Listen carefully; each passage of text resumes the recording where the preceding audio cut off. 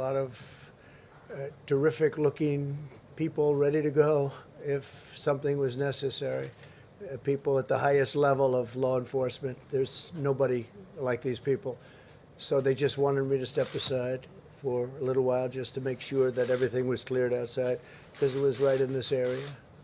So. Why did you come back, Mr. President? Why did you decide after that? Because obviously it created a lot of commotion. What made you decide to come back and continue the briefing? Well, I didn't even think about not coming back. I said, am I able to go back? And they said, you'd have to wait a little while. I waited a little while, as you know, in the Oval Office area. And I said, can I get back now? And they said, yes. And they have a lot of fortification outside, just in case. But it was one person. Okay?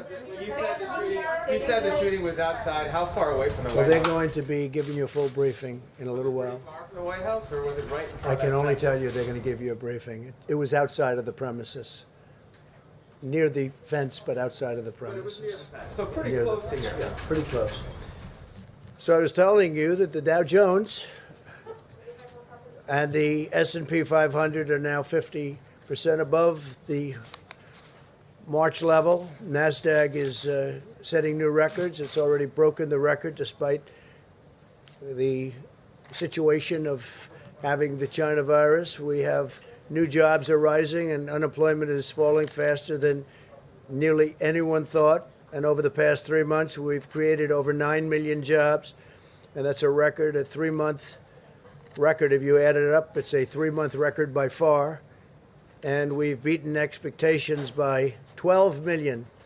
We're 12 million above expectations, which is pretty remarkable. Today we had great reports on new job openings, and there's clearly a housing boom, which has been incredible numbers in both housing and an automobile boom. We've rarely seen anything like it, and it's going on right now in America. Inventories are at rock bottom. Used car sales are at record levels, and we will have rebuilt. We're doing a rebuilding like nobody's ever seen. It's a big plus for manufacturing and construction. So construction's getting close to record territory. Manufacturing's doing very well. The car companies are doing great. Very happy for Michigan, the state of Michigan. We have a lot of car companies moving in. A lot of plants are being built and expanded in Michigan and Ohio. There is no reason why the economy can't grow at a 20% pace in the third quarter. That would be a record. And interestingly, it'll be a number that's going to be announced before November 3rd. It gets announced probably around November 1st, which is very interesting. But it's going to grow at a very substantial pace based on all of the numbers we're looking at, and probably a lot more substantial than we originally thought. We're creating new incentives for working jobs, and we're also providing much-needed assistance to those who are still suffering from the effects of the pandemic contraction. And the contraction is now, well, we have the pandemic. We have a lot of great things happening in terms of the vaccines and therapeutics, as you know. And I think we'll be making tremendous progress over the next period of a few months, and certainly before the end of the year. I think we'll have a vaccine before the end of the year, very substantially, and we may have a therapeutic resolvement very quickly, very, very quickly. And frankly, that's the one I'd rather have faster, because you'd go in, you'd give a transfusion or a shot to people that are very ill, and they'd be able to come out of the hospital the next day or a few days later. If the states participate in our core-sharing unemployment plan, we are going to be doing something very, very interesting with all of the things that we announced on Saturday. I don't have to repeat what they are. You know very well. And we've had some tremendous success already. If you look at what's happening with the stock market, and people are very thrilled at what we're doing. We'd like to get the Democrats to focus on other than what they're focusing on, which is a bailout of poorly running states. We have many great running states, states that are setting records, and let's see what happens with respect to that. But we're looking at also considering a capital gains tax cut, which would create a lot more jobs. So we're looking very seriously at a capital gains tax cut, and also at an income tax cut for middle income families. We're looking at expanding the tax cuts that we've already done, but specifically for middle income families. And you'll be hearing about that in the upcoming few weeks. And I think it'll be very exciting. So a capital gains tax is going to be a lot of people put to work. And it would be a cut in the capital gains tax and also a cut in the middle income tax. So I now want to just discuss a little quick brief, and then we'll take a few more questions. But we took some, who would have known we were going to take questions before we started, right? Is that right, Jennifer? But that's the way it happens sometimes. We want to discuss, if we might, the China virus, and the world continues its fight against this horrible plague. Countries in every continent are seeing increases in cases. We have a rapid increase only in cases where it's very interesting because we're so far ahead of testing, we have more cases. If we had much smaller testing, we'd have fewer, but we feel that having testing is a very important thing. It's a great record to have in many ways. We've tested, I guess, close to 65 million people right now, and nobody's even close to that number. No other country is close. India would be second at 11 million, and they have 1.5 billion people. So we have the number one testing anywhere in the world by far, and we also have, I think, the highest quality tests. We have a lot of different ones, but we have the highest quality, including the short-term and the lab tests. The lab tests take a little bit longer. And Dr. Birx was telling me a little while ago that we're down to 2 days and 2.5 days on getting your result on the lab test. The other ones, you get them in 5 minutes to 15 minutes, so that's exciting. But countries in every continent are seeing increases in cases. In recent days, cases have rapidly increased in Japan and Australia, unfortunately, and they're now experiencing higher peaks than they did in March. To the south of our border, cases have continued to surge in Mexico, Central America, Argentina, Colombia, Peru, Brazil, and throughout Latin America. It's really the hot spot. It's posing a major challenge for this continent. Latin America is now the region with the most number of confirmed cases by far, despite a relative scarcity of testing. So when you think of that, that means it's pretty much on fire. They're having a hard time, and we're helping them. We're sending them tremendous numbers of ventilators, which we're making by the thousands every month. And we're helping Latin America very much. It's hard for them to come into the country because we have big sections of wall up now. The new wall is being built, which people don't talk about. They used to talk about nothing but the wall. Now that it's being built, they're not talking about it so much. But it's helped us because we're up to we're getting close to 280 miles. 280 miles in the most important areas.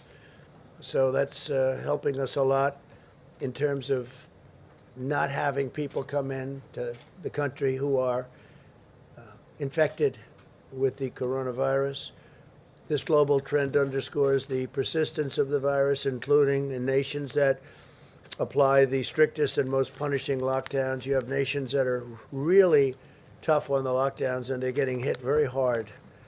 That's why my administration is pursuing a science-based approach that protects the most vulnerable, preserves hospital capacity, and focuses on the delivery and development of treatments and ultimately the vaccine. I feel strongly that we will have a vaccine by the end of the year, and it'll be put in service maybe even as we get it, because we're all set militarily. We're using our military to distribute the vaccine. And logistically, there's nobody like this group of people. I meet with them a lot, and they're ready to go. As soon as they have it, they'll be going. But more importantly, the therapeutics, as I said, I think the therapeutics could be great. Initially speaking, I think that would be, if I had my choice. But you can have them both. You can have them both. You can have them both very soon, too.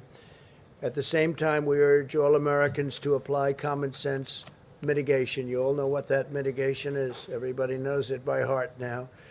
Nearly half of all of the deaths from the China virus in the United States have occurred in nursing homes and long-term care facilities. That's why we have delivered funding, equipment, and rapid testing to our nation's nursing homes to protect those at high risk, We're very focused on nursing homes and senior citizens areas. Anywhere that we have senior citizens, we're very, very focused. We've delivered over 1,800 rapid point-of-care testing devices. Those are very quick. And shipped over 700,000 tests to nursing homes. The nursing homes are being protected like never before. The United States faces a unique range of challenges that requires our constant vigilance. America has the largest at-risk population of any developed country by far, 1.5 million residents of nursing homes, about 5 times that of the United Kingdom and other European countries.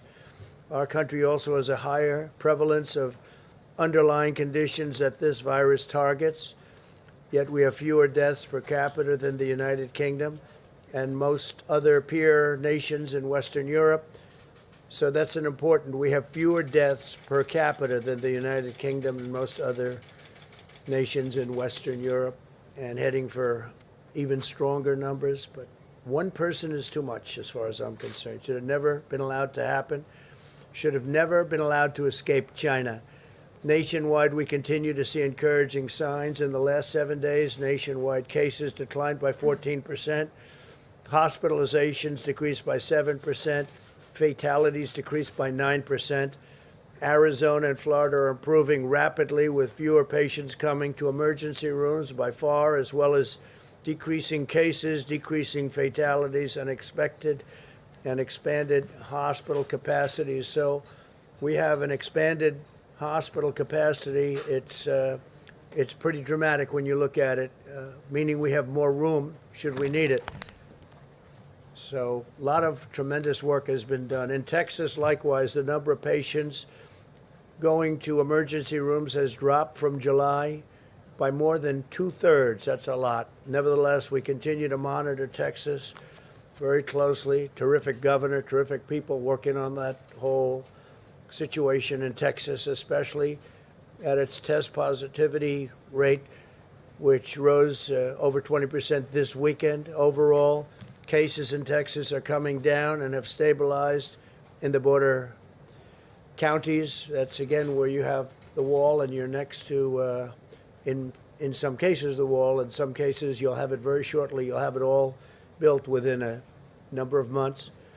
But those areas were hit very hard, and there are likely cases from Mexico that come in, back and forth from the border. They come in legally. As doctors have found more effective ways to treat patients, the fatality rate continues to improve. Texas has 1/6 the fatality rate of New York and New Jersey that they had in April. And if you look at New York and New Jersey, they work very, very hard, but very heavy density, and there are a lot of different kinds of difficulty. The fatality rates in Florida and Arizona are between 25 and 33% of the peak rates of New York and New Jersey. Again, different climate, a different grouping, different density, tremendously different density. In California, the situation is starting to stabilize and improve throughout the major metropolitan areas. Statewide, hospitalizations continue to decline very substantially, with about 20% fewer inpatients now than on July 21st. California is starting to really show signs of correcting.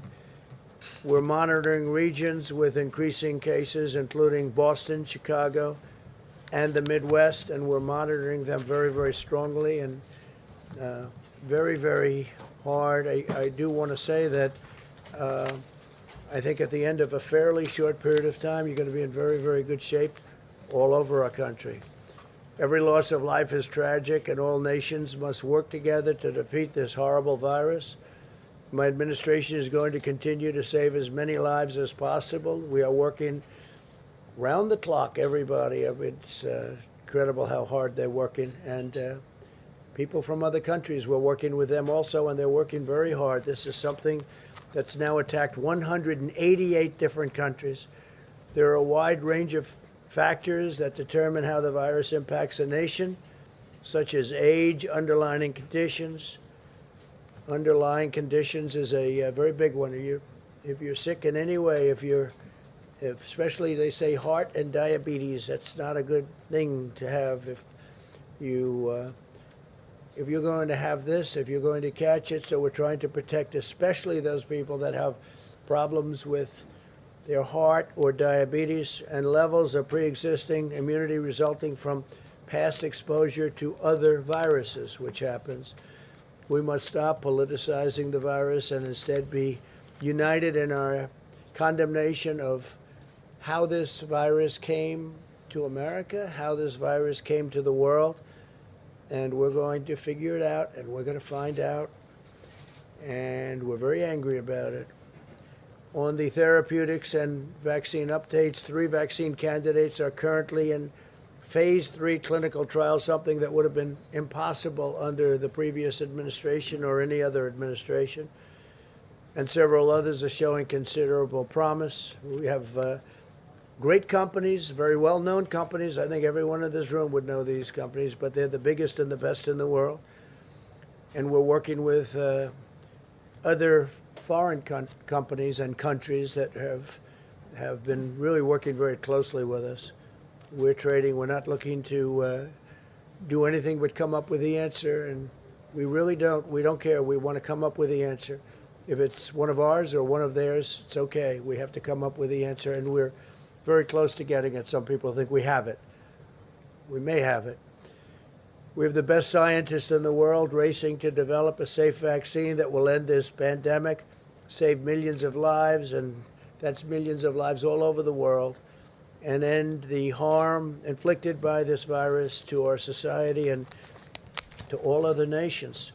Last week, the NIH began a clinical trial of remdesivir paired with another approved antiviral drug and anti-inflammatory drug. You know that remdesivir has been very successful, and now they're experimenting with others, including antivirals and anti-inflammatories, and they're having some very interesting success. We've secured enough remdesivir to treat over 650,000 patients. On Saturday, I took executive action in its signing to save American jobs and support American workers. I signed directives to give a payroll tax holiday with the understanding that after the election, on the assumption that it would be victorious for an administration that's done a great job, we will be ending that tax, we'll be terminating that tax. On the other hand, the other group wants to raise taxes, and they may want to leave it where you pay it. But the payroll tax is a big deal for people. It's a tremendous saving for people, and we're going to be doing it, and we intend to terminate it at the end of the appropriate period of time. It's for those making less than $100,000 through the end of 2020 to provide an extra $400 per week, also in unemployment benefits, and to extend the freeze on home evictions. We want to extend the freeze so people aren't evicted. It's not their fault that the virus came from China. It's China's fault. And to suspend payments on student loans through the end of the year and then beyond. And again, you know, they're paying interest on loans, and they're not allowed to go to their college. So we're going to suspend payments on student loans through the end of the year, and then another extension most likely, because it's not fair to the students to have to pay when the colleges aren't doing the job of getting open. And I think probably many of them could be open. So I want to thank you all. I'm sorry for the disturbance before. Things happen, and if you'd like, we'll take a few questions. Yeah. Thank you, Mr. President. I appreciate it. Haley said earlier today that you've been working around the clock, so there's no delay to get these enhancement unemployment payments to Americans. Yeah. Can you give me your timetable? Are we talking next week, 2 weeks, a month? Steve, what do you think? Within the next week or two, we think the states will be able to execute. So, Mr. Secretary, you're saying when? I think within the next week or two, most of the states will be able to execute. Got it. And By the most way, of the the states. gentleman, you know everybody, you know Russell, you know, but this is Scott Atlas, do you know that, right? Scott is a very famous man who's also very highly respected, Stanford, and he's working with us and will be working with us on the coronavirus, and he has many great ideas, and he thinks what we've done is really good, and now we'll take it to a new level. And so it's great to have Scott working along with us, and we appreciate it very much, Scott. Thank you very much. Really terrific. We've had some great discussions. To follow up on that, Mr. President, if you don't mind, you mentioned the states. Have all the governors signed on to this? We just had a meeting with the governors, and they were very anxious to get money for the people in their states. And if they, depending on the state, we have the right to do what we want to do. We can terminate the 25%, or we don't have to do that. So we'll see what it is. Depends on the individual state. But a lot of money will be going to a lot of people very quickly. And I've instructed the Secretary of the Treasury to move as quickly as he can, right? So we'll get it done. Yeah, please. I have a question about coronavirus, but I wanted to just ask you to be clear on the incident outside. There's a fairly significant perimeter around the White House. Does it concern you at all that someone who was armed was able to get so close that you needed to be removed from the briefing room? Well, I don't know if he was close or not, he or she.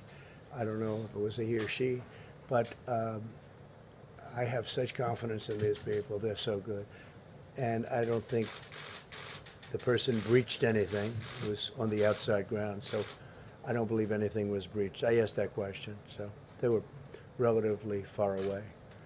On coronavirus, 97,000 children tested positive for coronavirus in the last 2 weeks in July, according to the American Academy of Pediatrics. Does that give you any pause about schools reopening for in-person learning? Because they may have, as you would call it, a case. It may be a case, but it's also a case where there's a tiny fraction of death, tiny fraction, and they get better very quickly. Yeah, they may have it for a short period of time, but as you know, the seriousness of it in terms of what it leads to is extraordinarily small, very, very much less than 1%. So do you still Jonathan, believe that children are essentially immune? Yeah, I think that for the most part they do very well. I mean, they don't get very sick. They don't catch it easily. They don't get very sick. And according to the people that I've spoken to, they don't transport it or transfer it to other people, or certainly not very easily. So, yeah, I think schools have to open. We want to get our economy going. We have incredible numbers despite this. If we could get this going, I think it's a very important thing for the economy to get the schools going. Jonathan, go ahead. Thank you, Mr. President. In Ohio a few days ago, you said, I'll quote, Joe Biden has hurt God. He's against God. The Vice President has said that he's a man of deep Catholic faith, and he's credited for helping him endure some immense personal tragedy. So, sir, what did you mean by that when you say that Joe Biden has hurt God or is against God? Well, if you look at the manifesto that they've come up with, and if you look at their stance on religion and things having to do very importantly with aspects of religion and faith, I don't think a man of deep religion would be agreeing to the Bernie Sanders plan. You take a look at what they have in, and you just, you can't put that into the realm of a religious group of people, I will say that. And I think it's one of the reasons why, if you look at polls, which I'm not a big believer in polls, I wouldn't, if I was, I guess I wouldn't be standing here right now. And by the way, our poll numbers are going up very rapidly, as you know, and Joe's are going down very rapidly. He'll have to come out of the basement, it looks like, pretty soon, because that, it's one of those things. But no, if you look at the manifesto, I call it the manifesto, a lot of people are calling it the manifesto. My opinion, it's further left than where Bernie was before. So normally he'd be left and you'd bring it somewhere a little bit toward the center.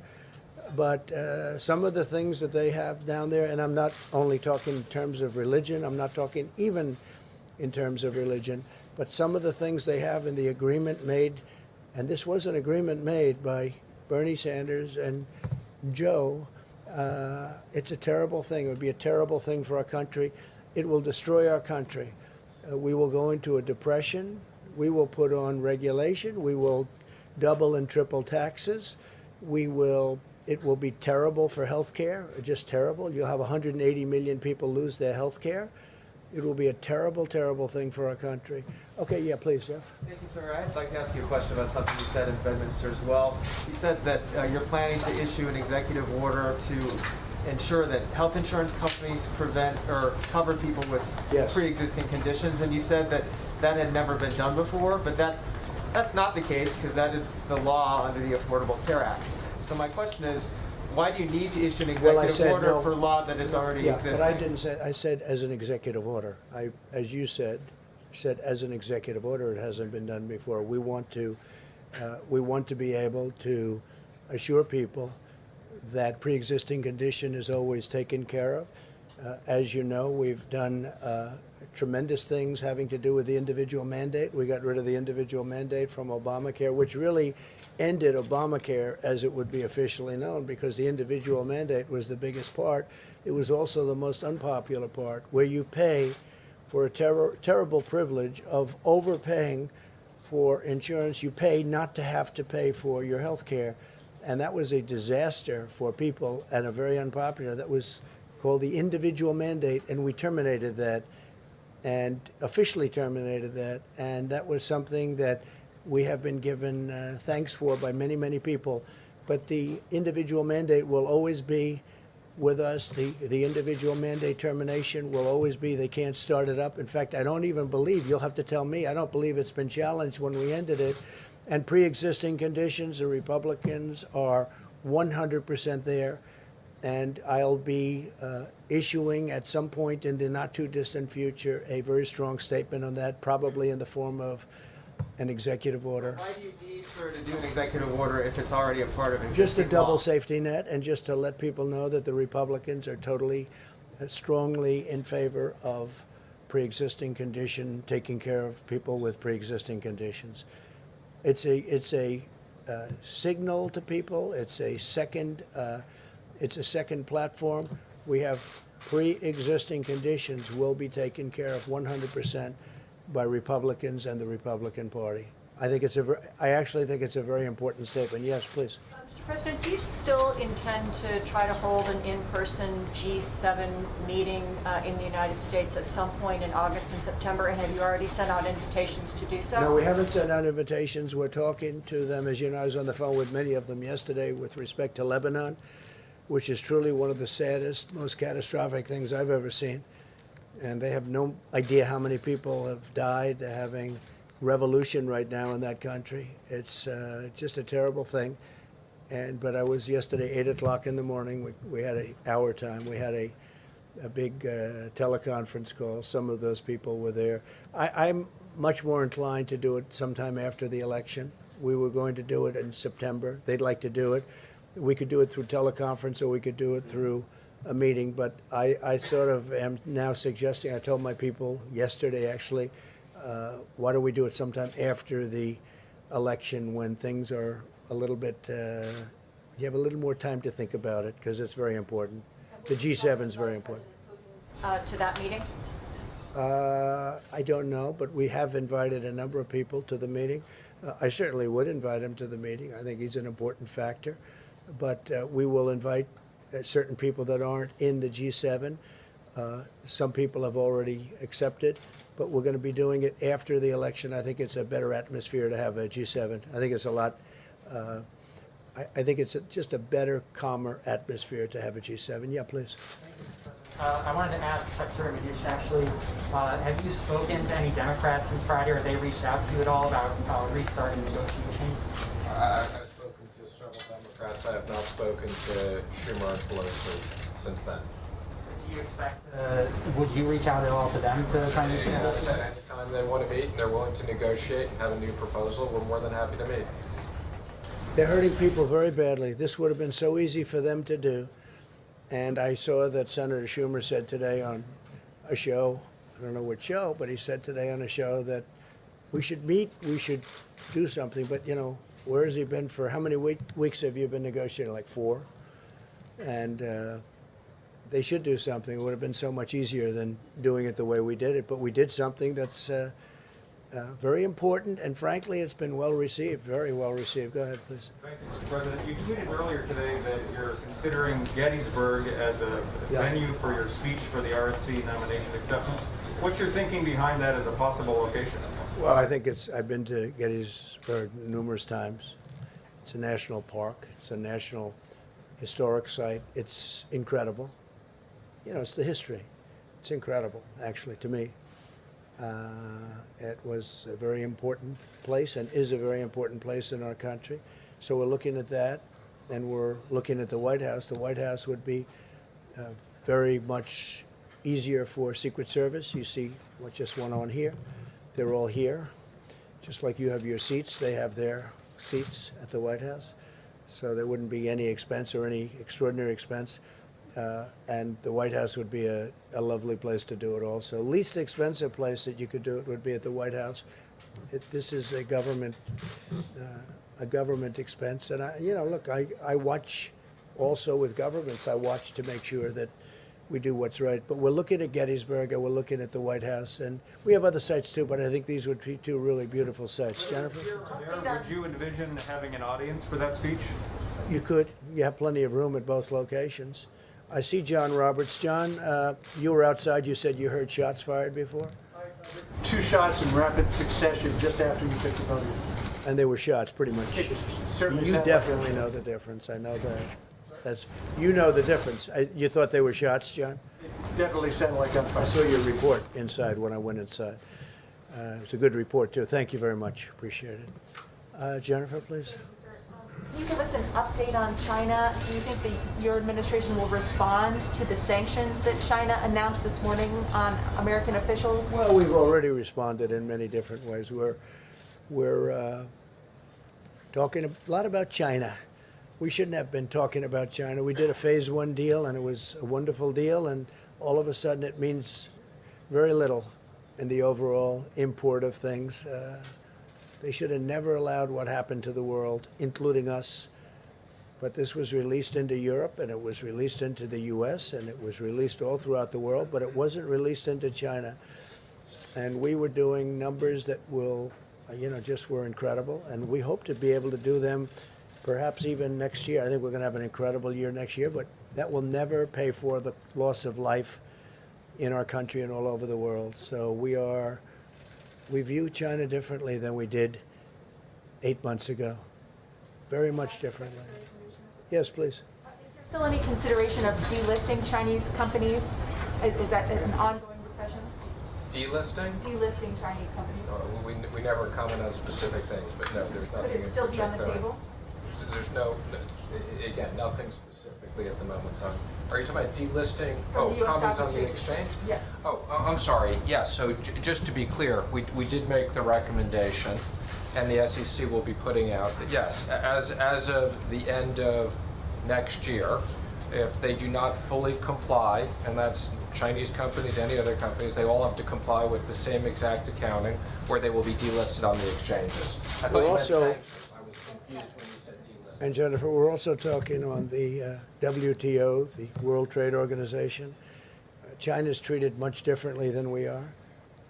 This should have been handled many years ago when it first happened, but they're treated as a nation that's developing. They're treated as what they call a developing nation, which gives them tremendous incentives and advantages over and above what the United States gets and over and above what other countries get also. This is a developing nation? I don't think so. I don't think for purposes of what we're talking about it should be. And we are putting in, and we've already put in a request that China should no longer be declared a developing nation and have advantages over the U.S. And I told them that a year ago, and I told them that 2 years ago, and we put it in very powerfully, that they should not have advantages over other countries, frankly, and sure, they're not going to have any more advantages over. This should have been done by numerous presidents a long time ago because it gives them a tremendous boost over everybody else, and it's a very unfair situation. No, we are upset with China because of what they did. China was not good, and China will be, if you look at what's going to happen, whether it's Iran, Iran will make a deal with us in a month after the election's over if we win the election. But their greatest dream in the world is that Joe Biden wins because they will own this country. China will own this country. North Korea will own this country. They will own our country. And they're all waiting to see the election. And if we have a win on November 3rd, we will have a deal with, in my opinion, Iran within 1 month. And I don't know that we want to have a deal with China, to be honest with you. So I'm saying to myself, gee, but China wants us to lose very badly. And you know who else is not happy with us winning? Russia. The phony people that tell the story, the fake news stories about Russia. It was just reported, the numbers. I raised $400 billion extra in NATO. You know that. It went from 130 to $400 billion, and that's a year in order to strengthen up NATO. Nobody says that. We became the biggest energy exporter. We are now, if you look at what we have, we're energy independent. So many different things. Our military is stronger than it ever was. We spent $2.5 trillion on our military. I exposed the terrible deal between Germany and Russia on the pipeline. Nobody even knew about the pipeline, Nord Stream 2. Nobody knew about it. Nobody talked about it. I said, what's this all about? So we protect Germany from Russia, and Germany pays Russia billions of dollars a year for energy, and it's a big portion of Germany's energy. If I was a person that was a German citizen, I would not be happy with that deal because they're at a very big disadvantage. So, no, Russia would not be happy. And I can tell you that China would not be happy at all. We've taken in tens of billions of dollars. There's your head of the Treasury, Steve, right? We've taken in tens of billions of dollars from China. We never took 10 cents from China, never, not even 10 cents. And $28 billion we gave to our farmers because they were targeted by China. They were actually targeted. And we gave $28 billion compliments of China to our great farmers and ranchers because they were unfairly targeted by China in order to make a better deal with us. I said, we're not going to do that. We're going to, instead of making a better deal, we're going to tariff you at very high numbers, 25%, 10%, and actually numbers that could go up a lot. And we had a lot of money left over. After giving the $28 billion to the farmers and ranchers and some others, frankly, we had many, many billions of dollars left over, and we're still receiving that money. Even though we made the deal, we're still receiving that money. So if we win the election, we'll have deals with a lot of countries very fast. They're just waiting to see who wins because they are hoping that Joe Biden wins, Sleepy Joe. And if he wins, you know what's going to happen? China will own us. Our markets will crash. The 401ks will go down to practically nothing. Stocks will go down to practically nothing. Remember, stocks, these big companies, they're owned by millions of people that are carpenters and policemen and farmers and lots of other people. And they are the ones that benefit by having a good stock market, probably more than anybody else. But the 401ks, the stocks, the economy will be in a shambles. They want to raise taxes. They want to triple taxes. They want to raise the corporate tax, but they want to raise all taxes. Ultimately, they can't pay for what they want to do anyway. And what they're going to do is destroy your health care and destroy so many other things. We're going to have 180 million people that are so happy with their private health care, they're going to lose it under this crazy plan that these people are proposing. So you will have a crash like you've never seen before. And I've been very good at predicting these things. Yeah, please, go ahead. Thank you, Mr. President. You just mentioned President Putin and the possibility of inviting him here because he's important. Your own Director of National Intelligence has said that Russia is currently planning or actually meddling in the election. Have you raised that directly with Putin ever? They said China, Russia, Iran, and probably others. But because of the fake news, they seem to think Russia plays the best. So what they do, it's all right.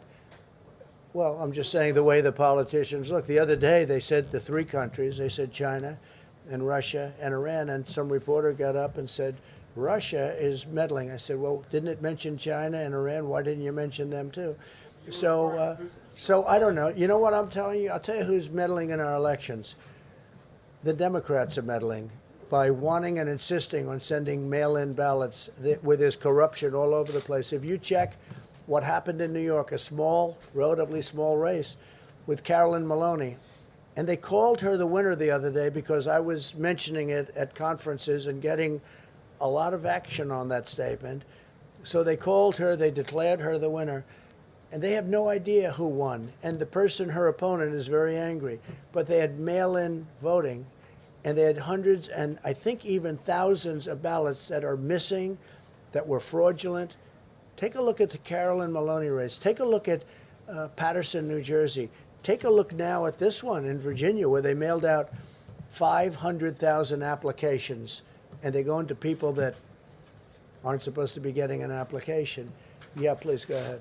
Thank you, sir. Secretary Pompeo is heading to Europe again Right. this week. Do you have any updates on when the travel restrictions with the EU are going to be lifted?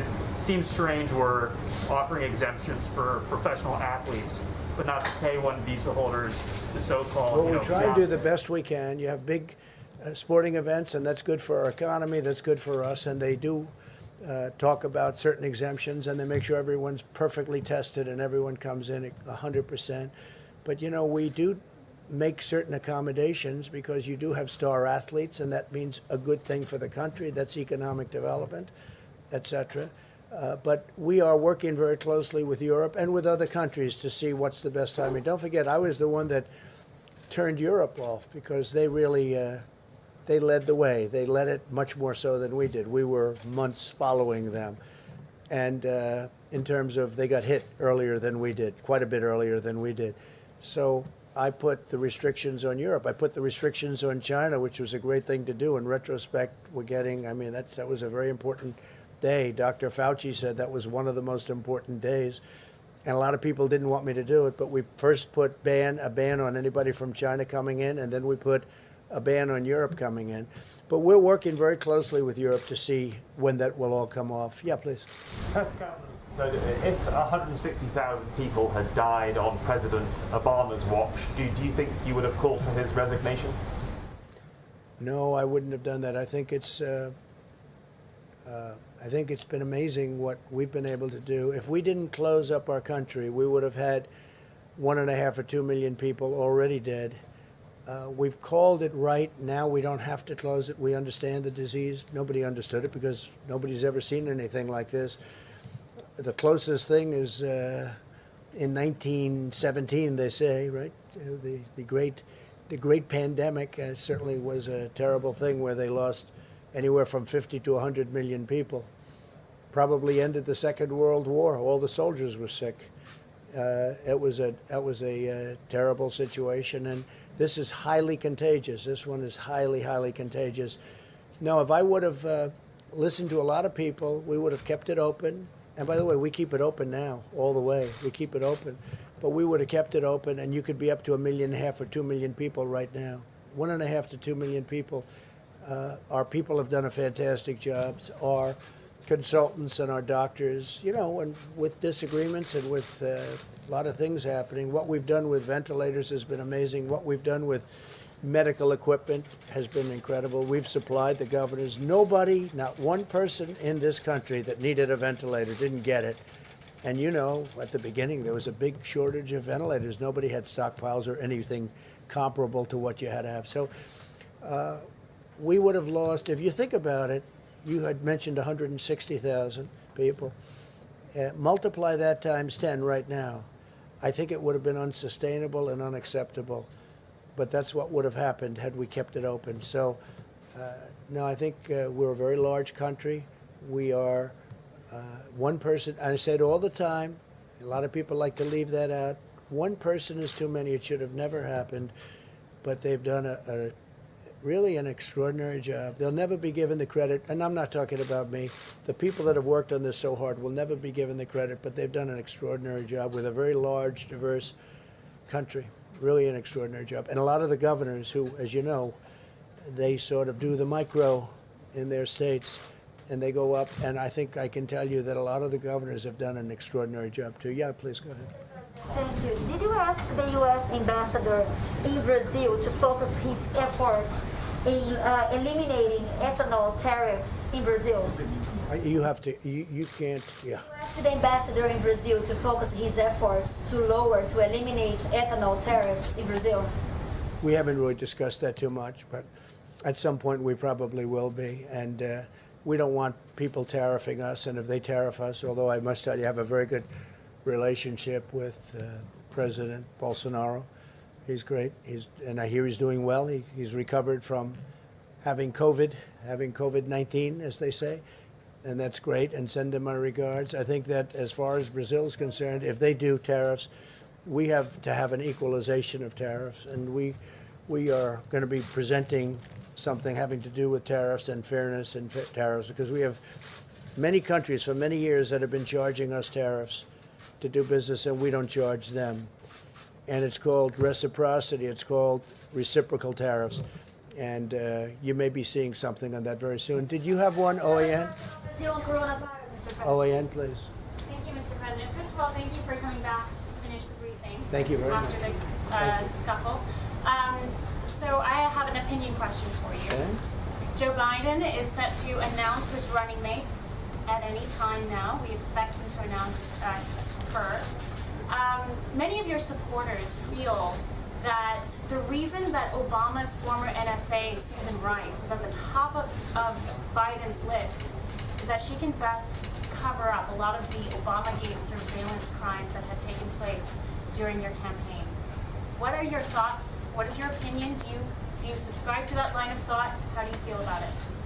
Well, look, the Obama campaign spied on our campaign, and they've been caught, all right? And now let's see what happens to them.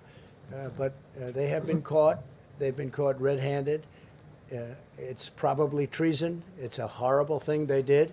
It probably never happened before. At least nobody got caught doing it.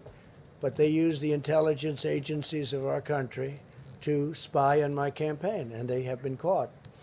And there are a lot of people involved. I don't want to say how much she's involved. Frankly, if he chooses her, that's fine, but that's a potential liability. We'll see. But President Obama knew about it. Joe Biden knew about it. Comey knew about it. Brennan, Clapper, the whole group, they all knew about it. Lisa Page and her lover Strzok, they all knew about it. And we have it documented. We have it in texts. We have it in all sorts of forms. They knew about it. It was a terrible thing. Should have never happened and should never be allowed to happen again to a president. This should never happen again. This was a setup like we've never seen. I think it's the political crime of the century. And they've been caught. So let's see what happens to them all. Thank you very much. Thank you. Thank you.